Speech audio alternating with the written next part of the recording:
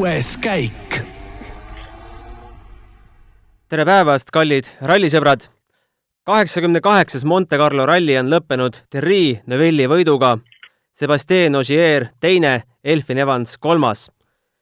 Meie selle nädala viimases podcastis 6. käik võtame ralli nädala kokku koos Roland Poomiga. Tervist! Tervist! Roland siis täna erandkorras telefonitoru otsas, mina olen saatejuht Gunnar Leheste. No tänane päev täielik Neuvilli võimutsemise päev, kõik 4 katset ta võitis ja näitas konkurentidele koha kätte, igati teenitud võitvist. Jaa, absoluutselt. Et tegelikult, kui nüüd võrrelda eelmiste päevadega, siis Hyundai oli täna selle tämbi ja libeda asfaldi peal kõige tugevam või isegi konkreetselt Neuville selles mõttes, et tundus, et oli leidnud selle kõige parema seade ja sai sõita väga tugevalt. No kui päeva alguses oli veel väike põnevus sees, et mis sellest esikohas saab ja võib-olla 2 esimese kiiruskatse järel ka, siis ütleme, et 2 viimase katsega võttis Neuville, juba eelviimase katsega võttis Neuville selle pinge maha, eks? Jah, selles mõttes küll, et ega teistel seal suurt vastu panna ei olnud ja ainuke, kes siis midagi proovis, oli Ogier veel. Et selles mõttes küll, et Evansil sel hetkel midagi vastu poolt panna ja Toyota oli selles mõttes nendes oludes täna, ma ei ütleks mitte nõrgem, aga võib-olla Hyundai ja Neuville oli leidnud lihtsalt vähe mugavama seade, millega nendes oludes sõita. Ja kui Neuvilli päev täna numbriliselt kokku võtta, siis katsevõidud alustades tänast esimesest 5 sekundiga Evansi ees, 5,4-ga Evansi ees, 1,4-ga Ogieri ees ja siis lõpus sajandike võrdluses punktikatse napilt Ogieri ees ja kui kogu päeva arvestada, siis 14,1 sekundiga Evansi ees. 14,1 sekundiga Ogier ees ja Evans andis siis tänasega võrreldes ära 20,7 sekundit. Jah, et selles mõttes väga, pole midagi öelda, väga tugev päev oli, et tegelikult väga ei oleks seda osanud oodata, aga jah, et ju oli siis kõik selles mõttes paigas ja sai minna suruma. Kas oli see selline psühholoogiline võit eelkõige või ikkagi, et pidas pingele paremini vastu või oskad sa veel midagi Toyota poolt ära tuua, mis seal autoga võis valesti olla? Ma ei usu väga sellisesse pingega võib-olla hakkama saamiseks, et nad kõik on seal päris tükk aega MM-karussellist sõitnud ja teavad täpselt, mis hetkel mida tegema peab ja kuidas selle pingega hakkama saada. Aga nagu ma enne ütlesin, et lihtsalt ütleme videopildis tundus, et see Hyundai nendes libeda asfaldi ja nendes tämppoludes oli parem lihtsalt, et Toyota kas mingil hetkel oli ülejuhitav või alajuhitav, et lihtsalt puhas minu arvamus, et lihtsalt ühel sõitel oli vähe mugavam seade kui teistel, et sõidu poolest või nii-öelda oskuste poolest kindlasti on need kõik võimelised seda seal võidu peale sõitma, et seal on sellised pisinüansid juba, miks keegi mingil hetkel kiirem on. No kes nägi otsepildis Andrea Adamo võiduintervjuud, siis ei saanud itaallane sõnagi suust, oli nii emotsionaalne, läks kohe lõi käega ja läks oma meeskonnakaaslasi kallistama.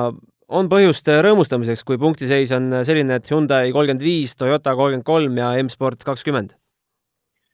Ma ei oska öelda, et kes nende sinimustvalge prillidega vaatab kindlasti. Ma ise pigem olen lihtsalt selles mõttes spordihuviline ja mulle meeldib põnevus, et minu jaoks ei oleks väga vahet, kas see on Toyota Hyundai või Hyundai Toyota, et mida tihedam võitlus, seda parem. Natuke kurb, et M-Spordil läks kehvasti küll jah, et Lappi lõpuks 4. kohast võttis, et see oli positiivne selles mõttes lõpptulemus minu jaoks, et M-Sport siis veidikenegi rohkem punkte kogus. No kas hooaja esimene ralli näitas kätte, et ega M-Spordil siin kõrgesse mängu meeskondlikult sekkuda ei ole või ei tohiks sellist järeldust kohe esimese etapi peale teha?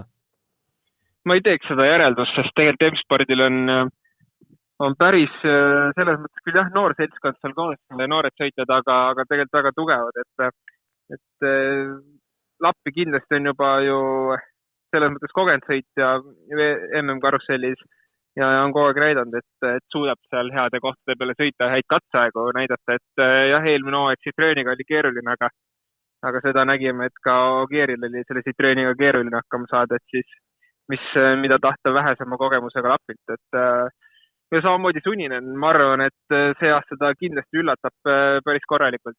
Et Monte läks tal ka eelmine aasta esimene katse kohe kehvasti ja see aasta samamoodi, et loomulikult pole tema see trumpralli, aga need kindlasti tulevad, nii et ma arvaks, et hooaja kokkuvõttes tegelikult M-Sport võib isegi üllatada, et võib kohati täitsa konkurentsis püsida ka hooaja kokkuvõttes siis tootjate arvestuses. Kui veel natuke numbrite keeles rääkida, siis 16 katsest võitis Neuville 9, Evans 4 ja Ogier 3. 8 katset oli Evans meil liider, 4 katset Neuville ja 4 katset Ogier. No ühes arvestuses Evans ikkagi võitis Neuville'i.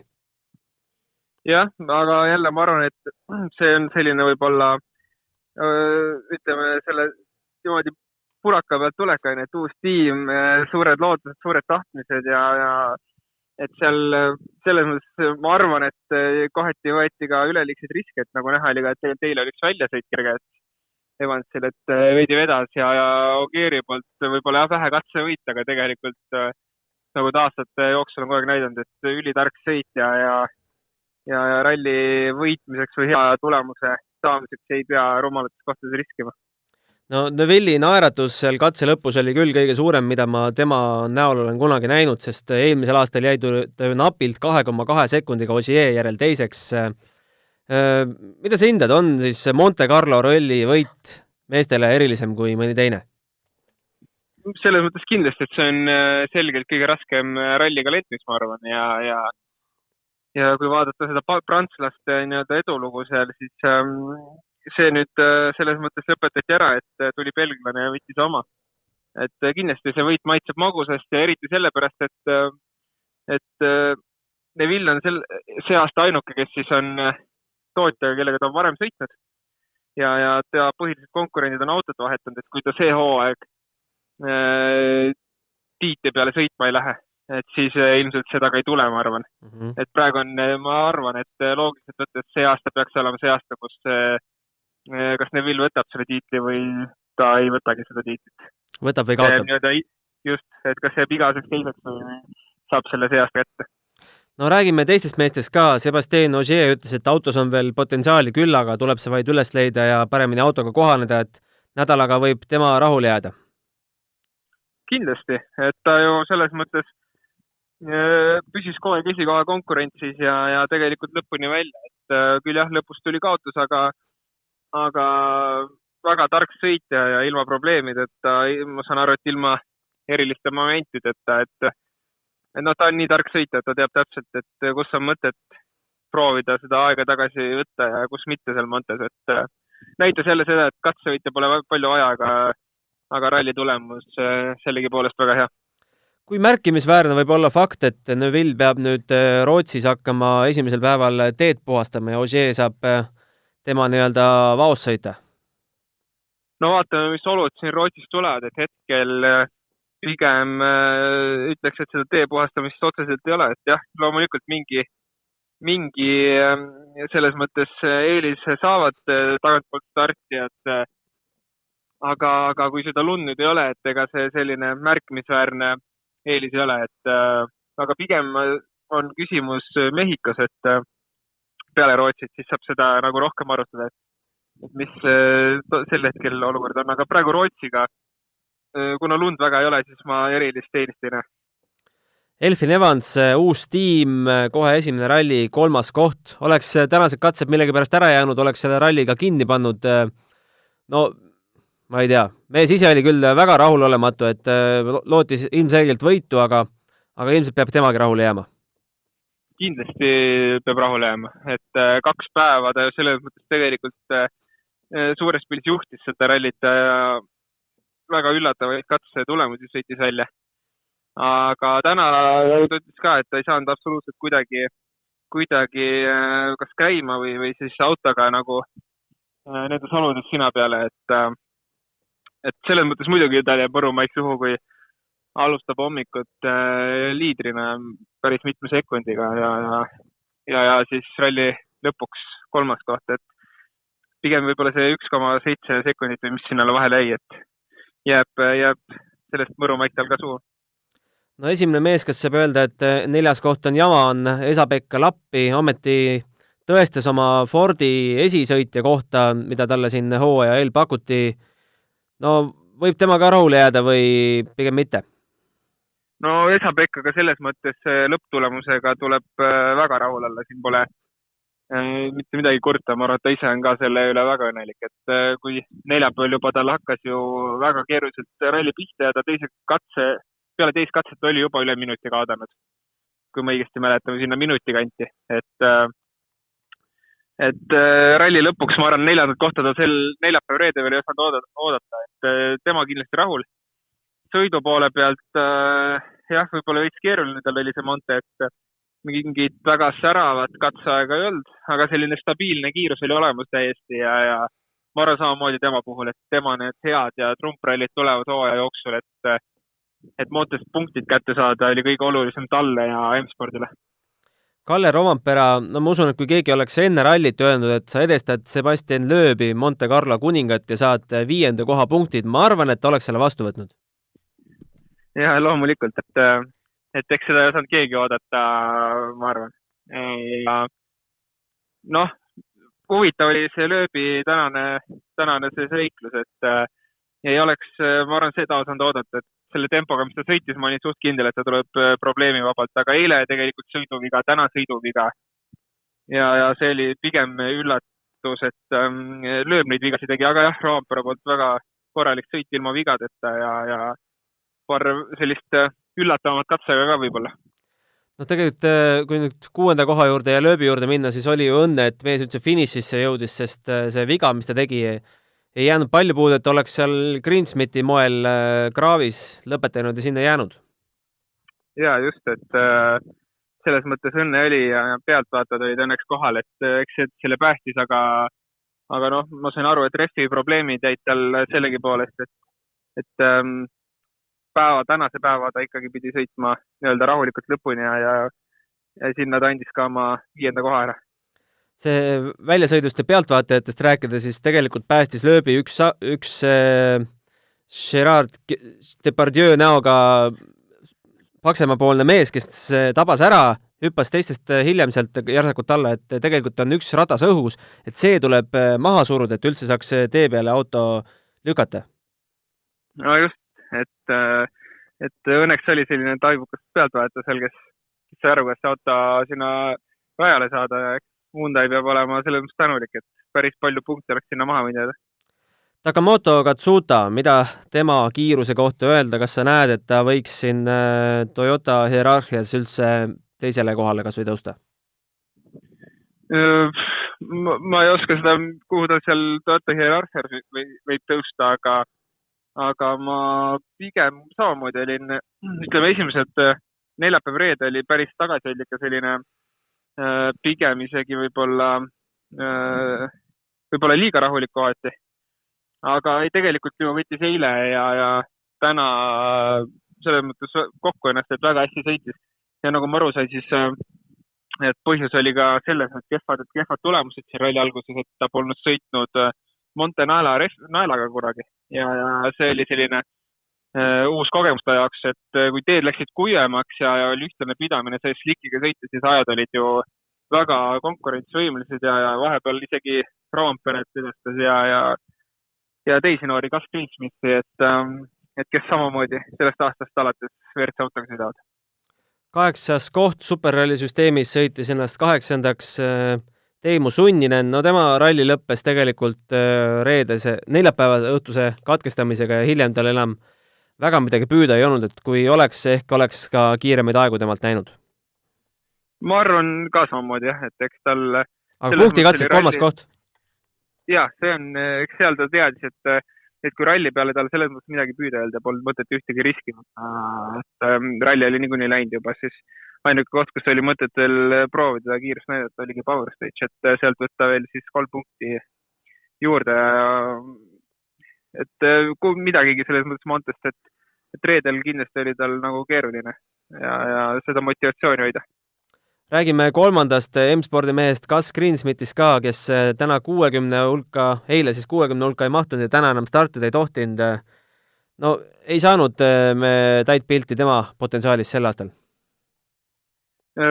Jah, tegelikult eelmine aasta, ütleme, oli tal päris okei, kui ta R5 autoga sõitis ja võitis Monte, aga tal samamoodi hakkas ju neljapäeval juba, see nagu kõikidel M-spordi autodel hakkas selle veetemperatuuri probleemiga jama pihta, et samamoodi veits keeruline ja siis tegi ise ühe rumala vea seal, kui vajus kraavi ja pidi päeva katkestama, aga ma arvan ka, et kuskil hooaja peal mingeid üllatusi kindlasti teeb, et Monte on nagu ta on ja ega seal ongi keeruline võib-olla midagi üllatada. Ja tegelikult M-spordil oli ka 4. auto rajal, see oli leedulane Davidas Jootsius, kes sai kokkuvõttes 17. koha. Tegemist on Prantsusmaal Cannes'is elava leedulasega. No ütle ausalt, kas selliseid, tundus küll selle ralli põhjal pühapäevasõitjaid on sinna MM-sarja vaja?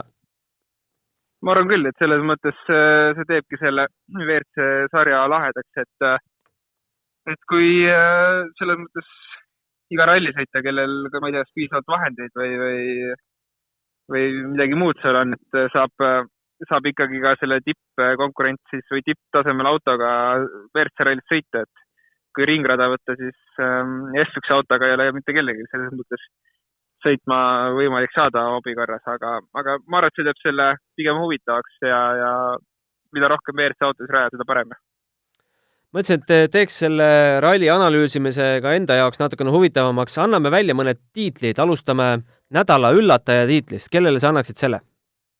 Ma annaks Evansile kindlasti, et see oli päris üllatav, et ta suutis kohe Toyotaga kohaneda ja tegelikult võidu peale sõita. Nädala ebaõnnesõdur, vist ei ole küsimust. Ott? Jah, selles mõttes küll, et sealt kindlasti kõigil olid ootused üleval, aga no mis teed, et ralli on ralli ja kõike võib juhtuda. Aga võib-olla isegi, selles mõttes tulemuse poole pealt jah, Ott, aga tegelikult võib-olla võtaks sealt tagantpoolt mõne sõitja ka, kellel seda ebaõnne oli võib-olla selles mõttes rohkem, et valiks Greensmithi, kes neljapäeval siis selle veetemperatuuri pärast jageles ja siis ise veel kraavi sattus ja lõpuks siis tänane päev üldse sõitmata jäi. Aga ütle, mitmendana Ott nüüd Rootsi rallil stardib, kas kõikide meeste järel, kes siit punkte korrasid? Tead, ma ei ole kursis selle süsteemiga ausalt öeldes, aga jah, ma arvan, et see võib nii olla. Aga eks selle peab vaatama regulatsioonist järgi, kuidas see on, et ma ei ole seda endale selliseks teinud. Nädala suurima eksija tiitli annaksin mina Sebastian Loebile. Väljasõitu tundus temal kõige rohkem olevat. Ja väljasõitud kellegi poolt, kellelt poleks seda võib-olla oodanud. Et kui ma eksi, siis ka 7-kordne Monte võitja ja ilmselgelt kõva kogemusega sõitja, nii et pigem seda eilset ja tänast väljasõitu jah, ei oleks oodanud ja selle poolt küll jah, nõus. Kellele sina annaksid nädala suurima areneja tiitli? Ja küsimus, ma arvan, et äkki selles mõttes, et see võiks olla Rovanpera, ma arvan, et kes lihtsalt kogemuse võrra nagu sai juurde, et aga ütleme tulemuse poolest ja et kellel nagu katsed kogu aeg oleks kiiremaks läinud. Sealt võib olla Katsuta, sest neljapäev reede olid kõvad kaotused, laupäev pühapäev olid ajad juba kõvasti parem. Nii et nende kahe vahel. Viimane tiitel, mis pani mind küll kõige rohkem pead murdma, on kõige puhtam sõitja. Kas oli mõni selline, kellel ühtegi äpardust ei juhtunud nende 16 katse jooksul? Ma ei oska nüüd, pead ei julgeks anda, aga ma arvan, et Ogier oli üks, kellel nüüd probleemi ei olnud. No üks spindel ikkagi reedel oli?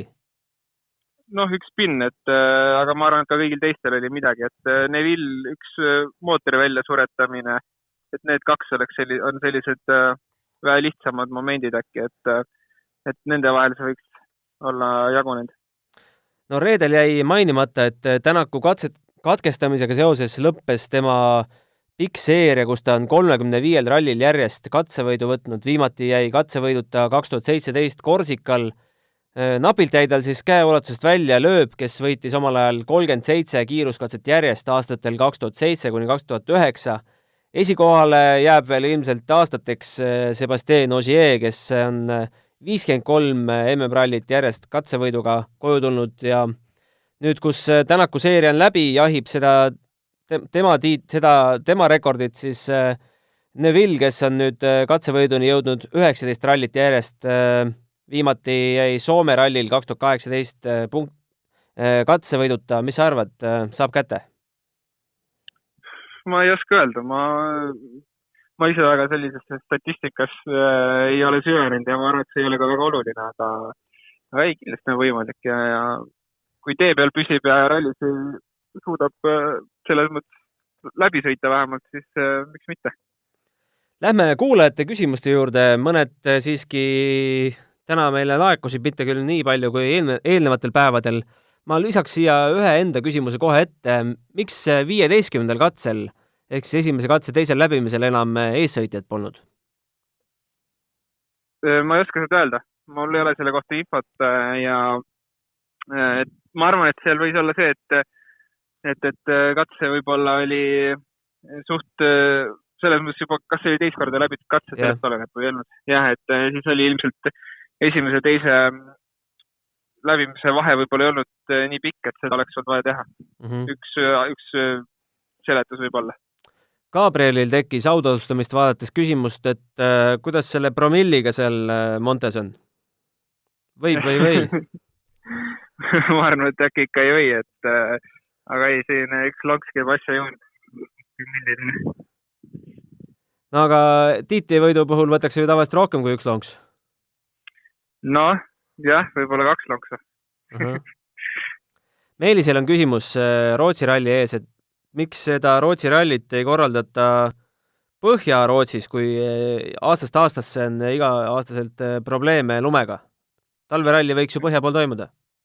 No seal on ilmselt see toetajate küsimus, et see regioon, kus seda rallit sõidetakse, seal on linnad, vallad ja panevad seda raha sinna alla ja toetajad on seal. On nende huvi seda rallit seal korraldada ja samamoodi logistika osa ja selline infrastruktuur on seal pool parem. Et selle pärast ei ole liigutud, aga kindlasti nad peavad mõtlema, et hakkama mingit alternatiivi, sest niimoodi edasi ei saa, kui päris mitu aastat järjest juba enne rallit on kahtlusel selle toimumine. Oled sa ilmateadet ka vaadanud enda huvidest lähtuvalt, et on seal lootust, et tuleb lund lähipäevadel või nädalatel? No selles mõttes lootust on, et öösel on miinuskraadid, päeval on seal madalad plusskraadid. Et ma usun, et seal tegeletakse ka teede kastmisega ja et nad oleks jääs, aga seal ütleme Norra-poolsed katsed on päris okeid, et seal kannatab rallit sõita. Ma ei usu, et ralli toimub 100% mahus. Nii et kui ralli peaks toimuma, siis ma arvan sellises pooles mahus. Indrekut huvitab, et kuidas on tagatud see, et keegi kuskilt salaja testida ei saaks ja autot nii-öelda sellega trenni teha ei saaks? Ega see otseselt tagatud ei ole ja see risk on nii suur, et keegi seda riski endale võtma ei hakka, et seal on liiga palju kaotada. Ja seal kindlasti FIA teeb omad karistused, kui selline asi peaks tulema, nii et seda riski ei hakka isegi keegi võtma, ma usun. Et kui keegi kuskil mingit videot juhtub nägema, siis on kohe kutu? Jah, just, et eriti WRC või MM tasemel, et need investeeringud on nii suured, mida sinna tehakse, siis sellise asjaga nagu midagi ära rikkuda ei ole mõtet ja ma arvan, et aga otseselt midagi liiga palju juurde ei annaks. Rallifänn nimega Rallifänn tahab teada. Ilmselt see küsimus on siin eelnevatel hooaegadel ka läbi käinud, aga kordame uuesti üle, sest meil võib olla uusi kuulajaid. Kui hooaja lõpus on 2 esimesel sama palju punkte ja võrdselt etapivõite, siis kuidas tiitel jaotakse?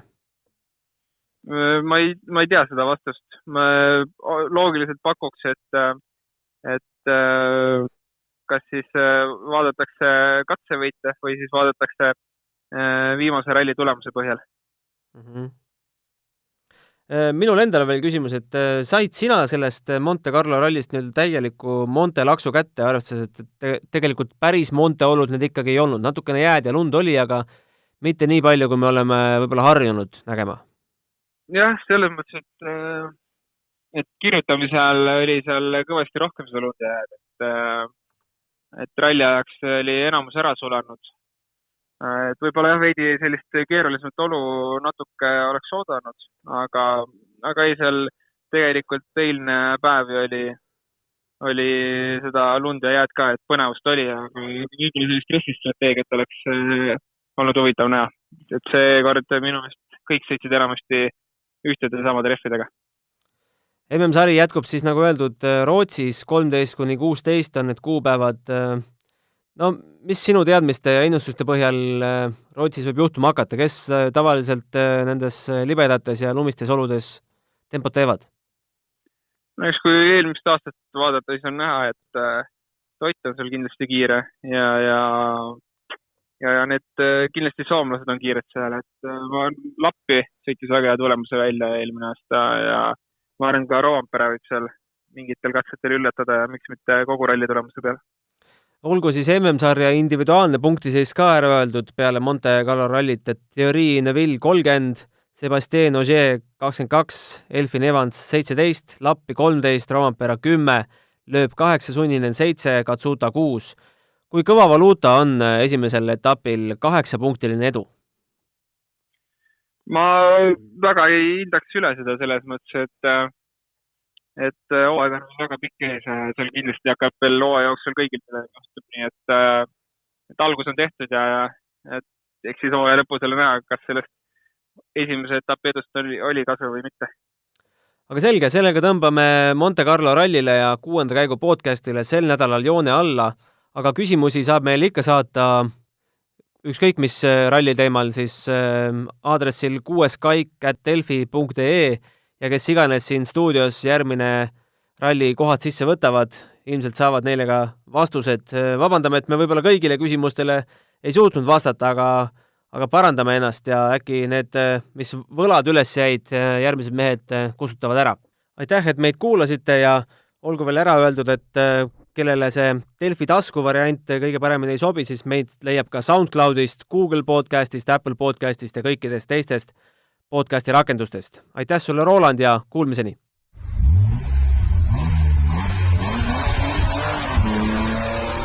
6. käik.